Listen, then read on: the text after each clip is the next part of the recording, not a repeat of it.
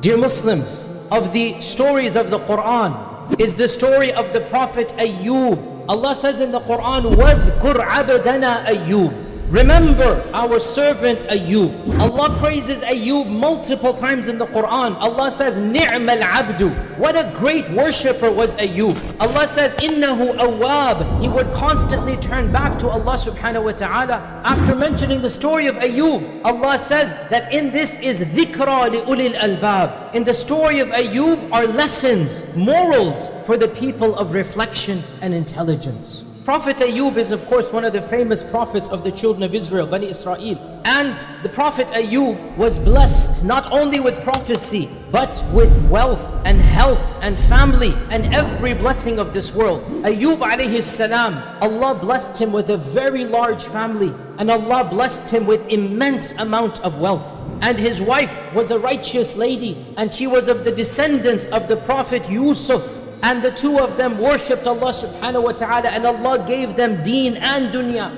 But Allah wanted to make Prophet Ayyub a role model for mankind. And for those who are chosen to be role models, they must undergo elements of suffering and pain. And Allah wanted to raise the maqam, the status of Prophet Ayyub. And so Allah subhanahu wa ta'ala tested Ayyub with a series of tests. Not only did he lose all of his wealth, because of an accident, he lost all of his children in one night. The roof fell down and all of his children returned to Allah subhanahu wa ta'ala. As if that wasn't difficult enough, Allah then tested him with his health. Ayyub was a vibrant young man, handsome, but Allah tested him with something in his health. And slowly his outer appearance changed, and his skin lost its luster until it seemed unseemly to look at. And then an odor began coming from his body. So the people asked him to leave the town. So he lived outside the city on a tent in a bank next to the river. And his loyal wife continued to take care of him. She would be a maidservant and get some money and buy food and continue to take care of Ayyub alayhi salam.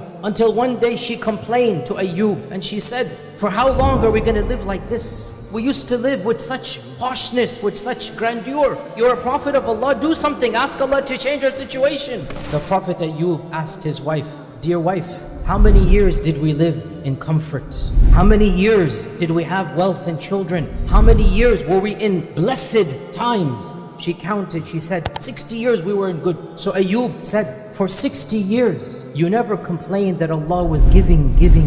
If Allah has chosen for a few years to take away, why should we complain now? Allah is the best of planners, and Allah has a better plan for us." And things became more dire for Ayyub alayhi salam. His wife was not able to earn income, and the Quran references that his wife perhaps tempted Ayyub to do something that was not accordance with Islam. Some say that Shaitan came to his wife and Shaitan said, "If you do something to me, then I will give Ayyub back his life." His wife then made this offer to Ayyub, that Shaitan came to me, said, "If you do this and that, you'll get your life, your health, your wealth back." And Ayyub alayhi salam got so angry that he said, "If Allah ever gives me strength, then I will have to discipline you. 100 times I'm going to discipline you. Right now I'm too weak to do anything. But because you dared bring up the name of Shaitan, I swear by Allah I will have to do this if I ever recover my life." Things became even more dire, and Ayyub's wife had to sell her hair to get some money to feed. And because of this, she has come with no hair. When Ayyub saw this, his heart broke. And so he raised his hands to Allah and he said, "Rabbi inni masani al-dhurru wa anta arhamur rahimin." Ya Rabb, calamities have afflicted me,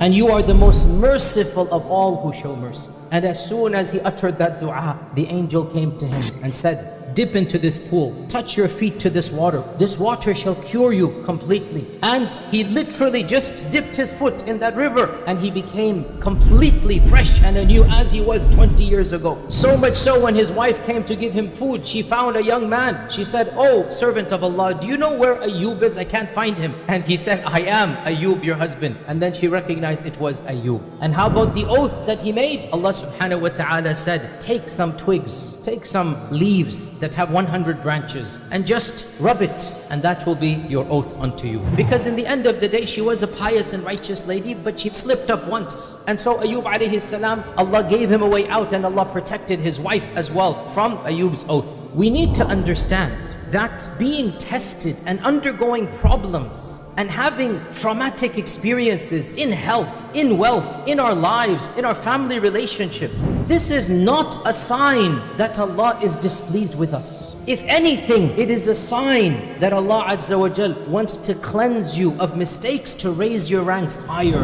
And Allah knows I'm not worthy of that status. So, by this tragedy, by this calamity, by this anxiety, by this grief, some sins I might have committed that are impeding my journey to Allah, some sins have been gotten rid of. And when those sins are gotten rid of, I now have the opportunity to rise higher than I was. Our Prophet ﷺ said, when Allah loves someone, He tests him. And the more Allah loves that person, the more he shall be tested. Do not ever think, brothers and sisters, that a test that you're facing is an indication that Allah does not love you. Allah says in the Quran, إِنَّا وَجَدْنَاهُ صَابِرًا. We found Ayub patient. Patience means you control your tongue and you only say what will please Allah subhanahu wa ta'ala. Patience means you control your limbs and you act in a manner that is befitting to Allah subhanahu wa ta'ala. Never once did Ayub alayhi salam complain to anybody except Allah directly. We complain to Allah, we don't complain about Allah. Astaghfirullah. Complaining to Allah is iman. Ya Rab, I am in pain. This is what Ayub is saying. Ya Rab, you see my situation. Ya Rab, you are so merciful. Ya Rab, it's difficult for me to bear this. This is complaining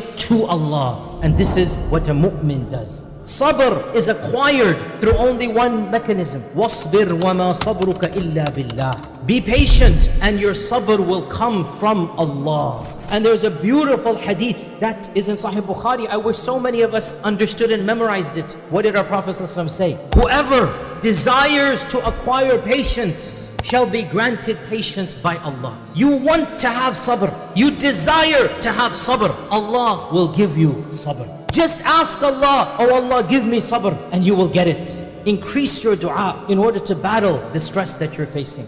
This world and this abode is not the abode of ultimate peace. It's not the abode of perpetual rizq and wealth and blessings. No, that is the next life ahead. This is not the abode of ultimate happiness. Find happiness in the next life, and you will find it when you turn to Allah Azza wa Jal and overcome the problems of this world. This world is the abode of tests. The next world is the abode of perpetual bliss. We don't want tests. We don't want trials. We don't want to be tested like Ayub alayhi salam. Ayub did not want to be tested like this. But when Allah chooses you for a test, then realize that Allah has chosen you for a divine wisdom. So even though you don't want the test, when Allah has chosen you, you rise up and accept the challenge. And you ask Allah that Allah Azza wa Jalla blesses you with the ability to pass that test. May Allah subhanahu wa ta'ala bless me and you with and through the Quran. And may He make us of those who His verses they understand and applies halal and haram throughout our lifespan. I ask Allah's forgiveness. You as well ask Him, for He is the Ghafoor and the Rahman.